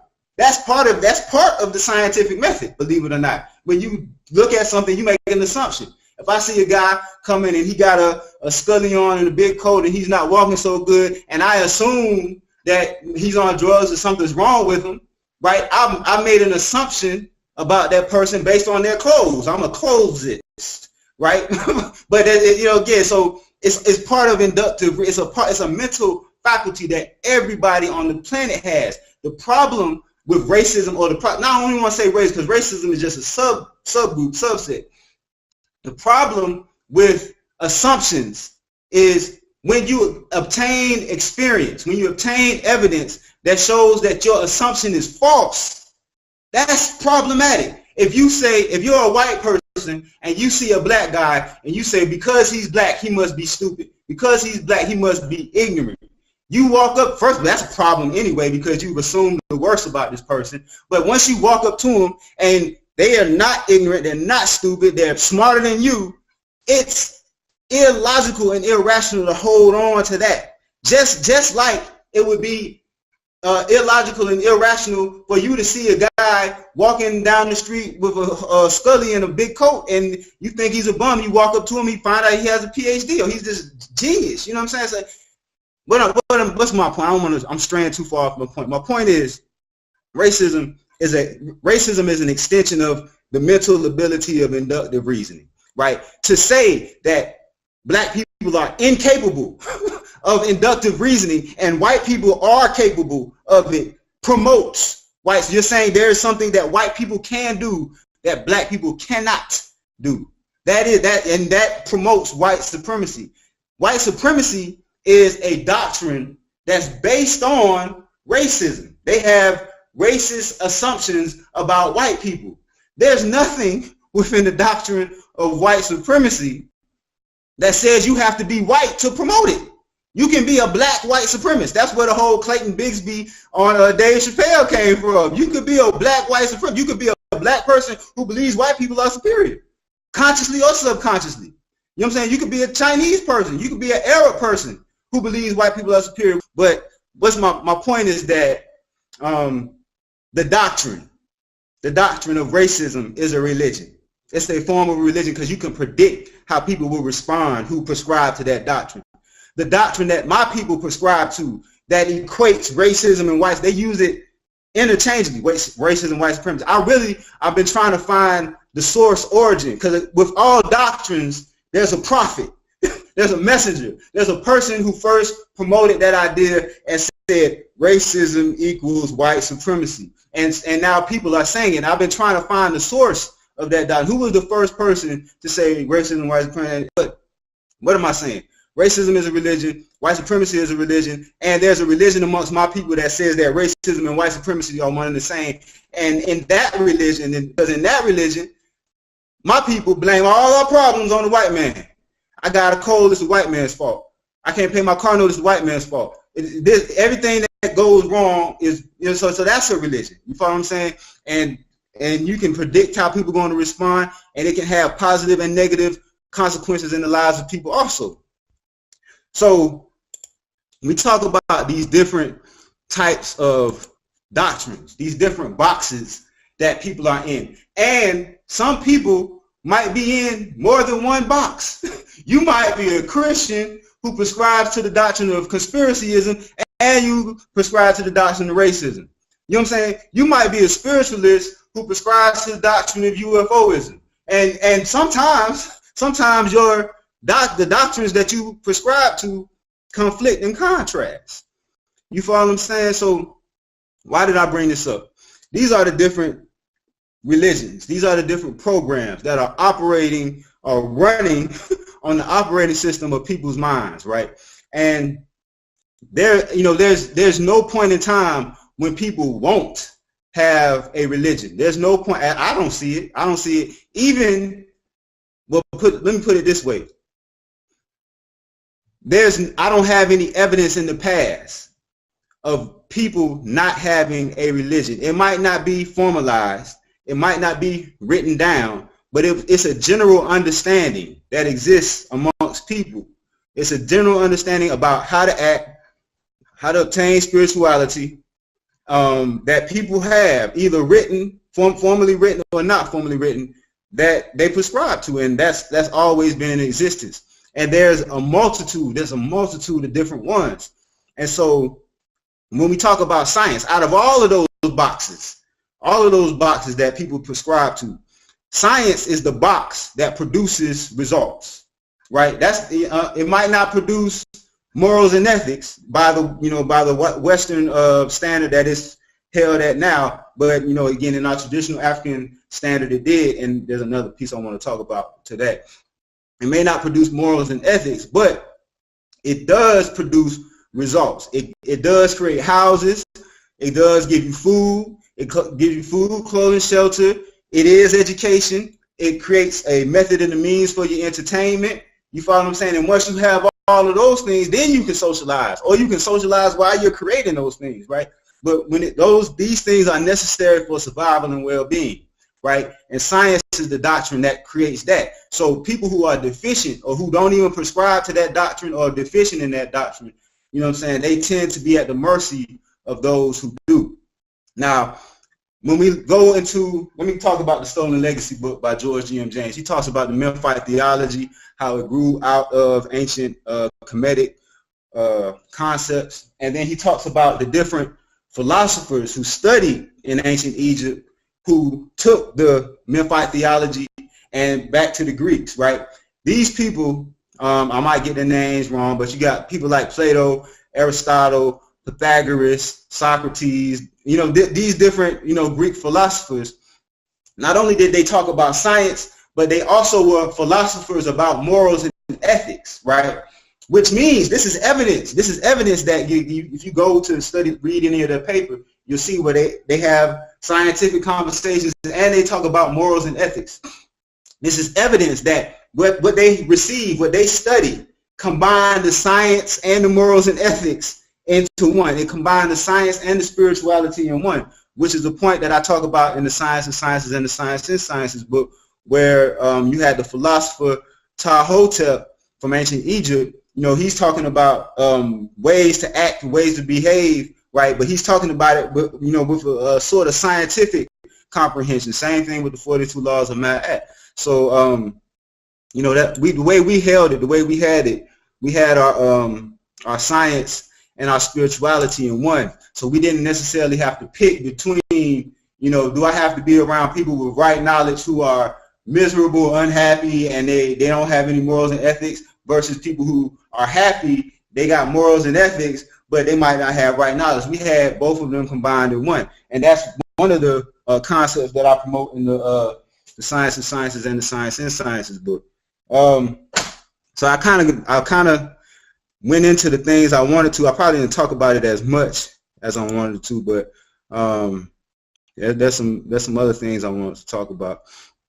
But I hope I didn't lose the point. Well, here's one thing I wanted to talk about. I hope I didn't lose the point in what I was saying. You know what I mean?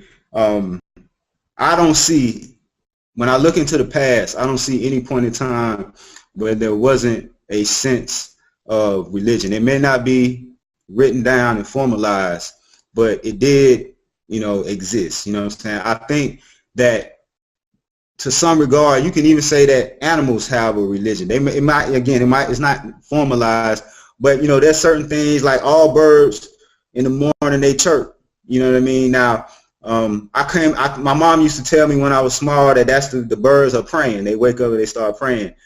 I come to find out that it's actually the male bird singing because they want to mate. It's the male bird singing because they want to mate.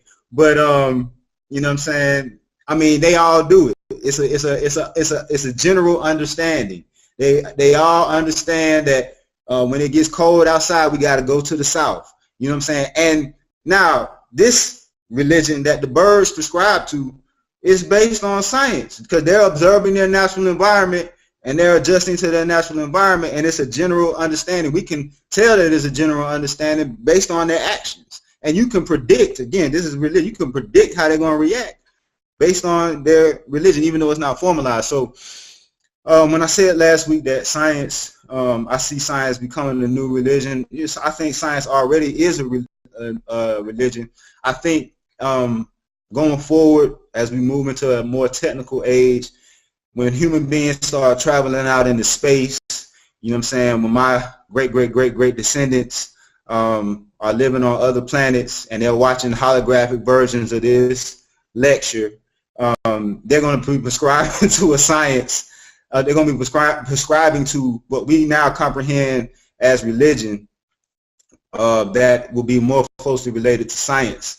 And there's definitely a necessity for our people to merge our spirituality with it. Along with spirituality, and this goes into the life of Pi conversation that we were talking about at the end of the last class, along with spirituality is also mythology, right? Before I do that, let me do this. I mentioned last week that one of the objectives of spirituality and religion is to make a person feel good.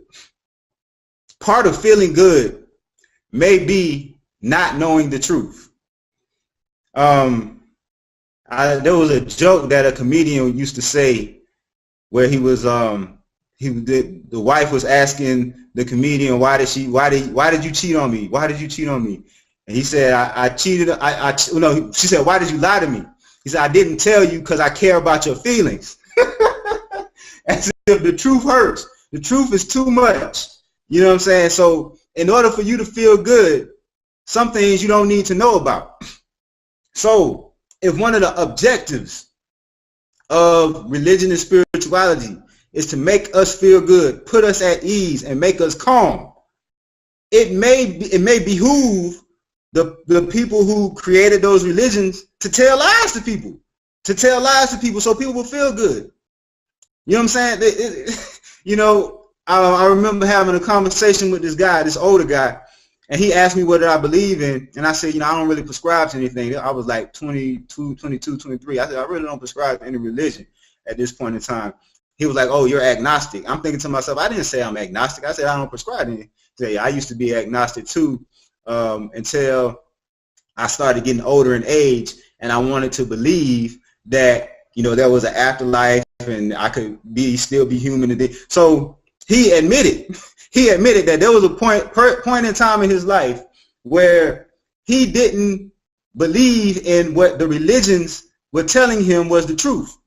But as he got older, in order to comfort himself, in order to make himself feel good, he started prescribing to the lie of religion about afterlife, or what he previously saw as a lie in religion about afterlife, because he needed to feel good. He needed to feel good about that. There's a movie, and I'll make this the homework. I always give movies for homework. There's a movie called The Invention of a Lie, I think. And this guy, well, his mother or grandmother was on her deathbed. He lives in a universe where lies do not exist. Nobody lies. Everybody tells the truth, right? And while his mother is on a deathbed, he feels so sorry for her. His mother is afraid about what's going to happen when she dies. So he makes up a story about the afterlife, and he becomes like this prophet, amongst people because of this story that he made up. So what am I point? I feel like I'm diverging off the topic. So if the point of religion and spirituality is to feel good, we recognize that some information doesn't make people feel good. Some truthful information doesn't make people feel good. Some information makes people feel miserable, which might explain why you got all these people over here with all this information who are unhappy. You know what I'm saying? Now, again, everybody's done this, myself included, my family. Some members of my family who are strong Christians in the church, all have done this. You get to a point where you say, you either to yourself or in a group, you say, what if what I believe isn't right? You know what I'm saying? You all have gotten to that point. You're a Christian, you get to that point, you're like, what if once I die, everything that I've been told was going to happen doesn't happen? Like, what, the Christians might say, what if once I die, it's not Jesus I'm going to go see, it's Allah. And the Muslims like, what if once I die, it's not Allah I'm going to go see, it's going to be Buddha. Everybody's asked themselves that question, like, what if what I believe is not right? Personally, I feel like that's your subconscious talking to you. You know what I'm saying? Because there's a certain peace that I found that you get when you get the truth. It doesn't make you unhappy. You're able to comprehend it. You're able to deal with it. You know what I'm saying? But yeah, everybody's asked themselves that question. One thing that I'm just gonna put out there is that the same people who told you gave you your answers to the existential questions about the afterlife, right, are the same people who got everything about how things started wrong. Right? It's an allegory. I agree. It's an allegory. It's a mythological story. But some people take it literally. Some people say the earth is literally 6,000 years old. Right? That's not right. They say the woman came from the man's rib. That's not right. Okay? The same people that told you about what's going to happen to you after you die are the same people who have racist assumptions about, if you're a person of African descent, they have racist assumptions about you. Same people that hate you, same people that lied to you about your history. So you mean to tell me they got all this other wrong, they lied to you about your history, but they told you the truth about what's going to happen to you after you die? Look, man, what's my point? You know what I mean? The purpose of spirituality and religion, one of them is to make people feel good. And in order to make people feel good, sometimes you lie to them. You know what I'm saying? Or if you don't lie to them, maybe you tell them a story that when they grow in time, they're able to derive the real meaning from that story. in which case you can't necessarily say it's a completely a lie. This goes back to the whole birds and the bees conversation that the brother and sister were having maybe 2 or 3 weeks ago. You know what I'm saying? It's an allegorical story that's telling you something. It's not supposed to be taken literally, right? And so if it's an allegory, right, then as an adult, now is the time to sit down and say, okay, what was this story telling me? You know what I mean? To do some serious introspection, some serious research to derive that meaning. You know what I'm saying? Mythologies can be very useful teaching tools. They can be very effective in conveying messages. You know, mythologies can motivate people. Mythologies and fictions can motivate people to do real, practical, operative things. This is why when you look at a lot of the scientists, many of the big scientists, you know what I'm saying, you find that they were in occult societies. They were into metaphysics in their free time. This is why I am into metaphysics in my free time, because it enables you to think outside of your box. Your box might be science, so you have to have something else to think, to expand your mind so you can have a more holistic view of the world. Again, this is why that spirituality and that science is necessary. So you find people like Nikola Tesla, you know what I'm saying, who created alternating current. You know, he didn't create it. He invented a means to harness alternating current, you know, and electricity. He had a lot of patents. He came up with free energy devices. This guy, again, was into metaphysics and occult information. The name Albert Einstein is actually I have a whole YouTube video talking about how his name is derived from an occult metaphysical principle. And then there was a brother who I just found out about this week, the brother named Ronald Mallett. You know what I'm saying? He invented a time machine, the world's first time machine. Now people are gonna be like, what the heck? A brother invented a time machine, and he tells you, he says, you know, the reason why he did it was because his father died as a little boy. He wanted to go back in time and save him. But it was him reading mythological fictional stories that motivated him and inspired him to make his time machine. Now his time machine, he's not sending matter back in time. And if I forget, just say UFO, and I want to come back to it. But he's not sending matter or physical objects back in time. He's sending information back in time, right? And that's what his machine is doing. Now let's think about this, because we talk about spirituality, metaphysics, and things like this. And he's not a wishy-washy pseudo. He has a PhD. He has a not to say that PhD people are any more better than anybody else, but I mean, what am I trying to say? His experiment, the paper and the outline that he's put forward, has repeatable results. Anybody can try it to repeat the results that he put forward, right? So it's not something that's unverified. But the outline, the schematic for the time machine that he put together to send information or energy back in time, let's take this forward. Now let's say that this thing gets built upon, right? More and more and more, right? So let's say that there are people in the future, 1,000 years from now, 500 years from now, who are capable of sending information, energy, backwards in time to certain people, right? Would that, this is just a question, because I combine my spirituality and my science and my metaphysics and my physics. Would that then explain why certain people have intuition, sixth sense? They know things about people. Perhaps, this is just for your consideration, because we have evidence, experience, and reason for a time machine that exists in 2013 that's capable of sending information back in time. Now, if that thing gets built upon, because technology evolves just like biology evolves, let's say somewhere 1,000 years in the future, there are people who are capable of sending information back in time to who would be their ancestors, right? Those people who would be receiving this information from the future through time machines. This shit sounds spooky, but I promise you, I'm gonna put a link, because I got the brother's book, Ronald Mallett, the Time Traveler. You know what I'm saying? It sounds crazy when I say it out my mouth, but it's real. What if these people are sending information back in time to their ancestors, and so these people they're having what to them feel like premonitions, but what's actually happening is their descendants are sending them information back in time.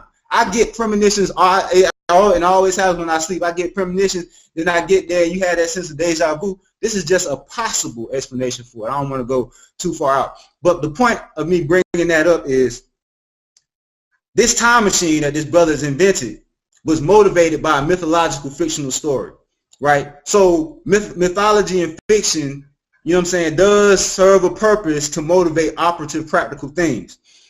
So the question that I ask the people is, what would be the purpose of someone who prescribed to a UFO or alien, I don't want to say extraterrestrial, UFO or extraterrestrial religion or doctrine?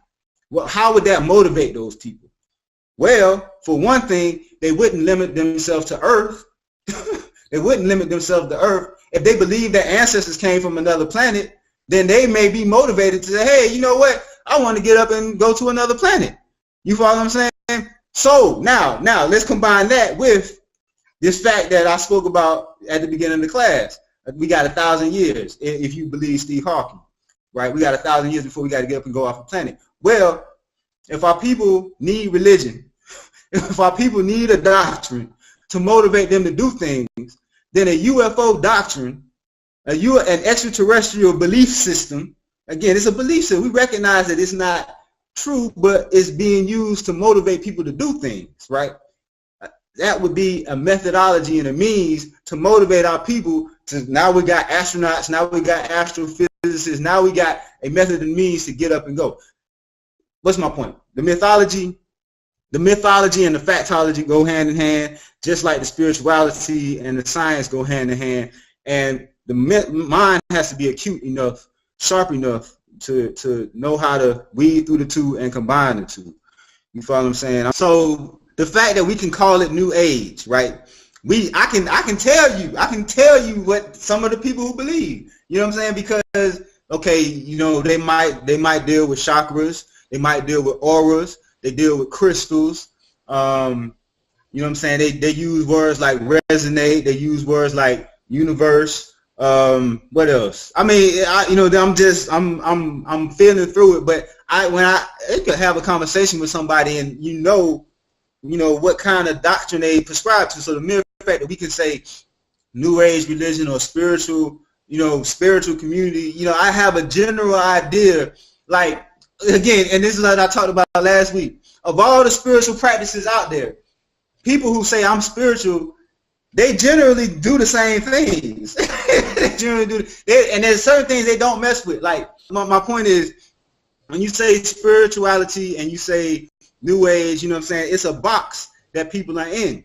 And you know what I'm saying, it's a box that people are in. I don't even want to say it's becoming, it's already, because I already know what I'm dealing with when I hear somebody say that. When I encounter, I can even tell you the dress code. They got a dress. Okay, they got a dress code. I already know. You know what I'm saying? They got a certain dress code that goes along with it. You know what I'm saying? They got a diet. You know, they got a diet. That's a religion. That's a religion.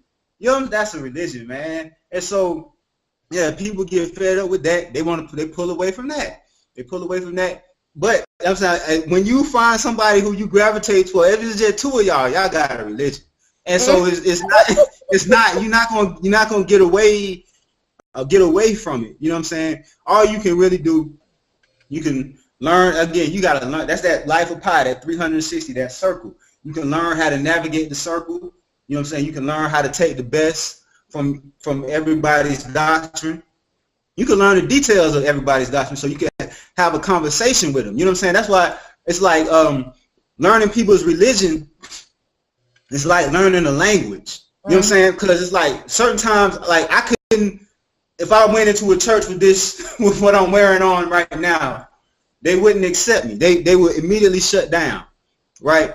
So I've learned their language. I've learned their religion. So I know how I would present myself to them so they would be receptive to the information that I'm giving them. If I'm dealing with somebody from the spiritual community, you know what I'm saying? That's funny. Now, if I wear a suit and tie to go speak to a group of Christians, right, they would accept it.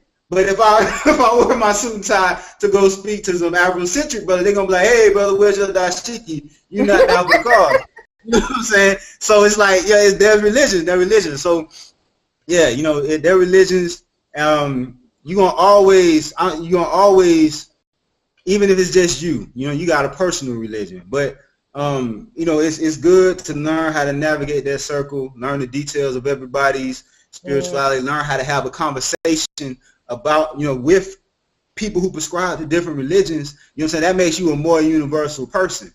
You follow what I'm saying? So yeah, you know, I mean, unfortunately, we can't get away from it. You know, we're gonna always be in a box. You know what I mean? But you know, you find peace. You know what I mean? I guess the only thing you could really say, there's a few things I'm gonna. You don't want to just be a rebel without a cause. You know what I'm saying? You don't want to just be like, oh, I'm in a box, I'm gonna break away just for the sake of breaking away. You know what I'm saying? If you find peace, because again, people get to a point where they find peace. If you find peace in what you're doing and you just so happen to be in a box, hey, you know, then that's what it is. You know what I'm saying? But you know what I'm saying? There's no way. You know, we're all on a journey to try to find peace, something that resonates with us, something that you know, feels right, that is in tune with our spirit and who we are. You know what I'm saying? And so, you know what I mean? If it happens to be spirituality, if it happens to be something formalized that has a name, if it doesn't have a name, but whatever it is, you know, your way of life, you know, that's what it is. You know, for my people in particular, I just want our way of life to be something that we're in control of, that we created, where we're not worshiping the image of other than self and kind, and that leads to positive, productive, real results. You know what I'm saying? That's my thing. You know, as long as what we believe does that for us, and we're moral, you know what I'm saying, then I'm all for it. I'm all for it. I want to say hotel, peace to the family, everybody that attended in person or is just watching online. I'm going to go ahead and end with the serenity of science supplication. Let us use our minds to discover the science, to accept the things we cannot change, technology to change the things we can, and the mathematics to know the difference. Hotel, peace, family.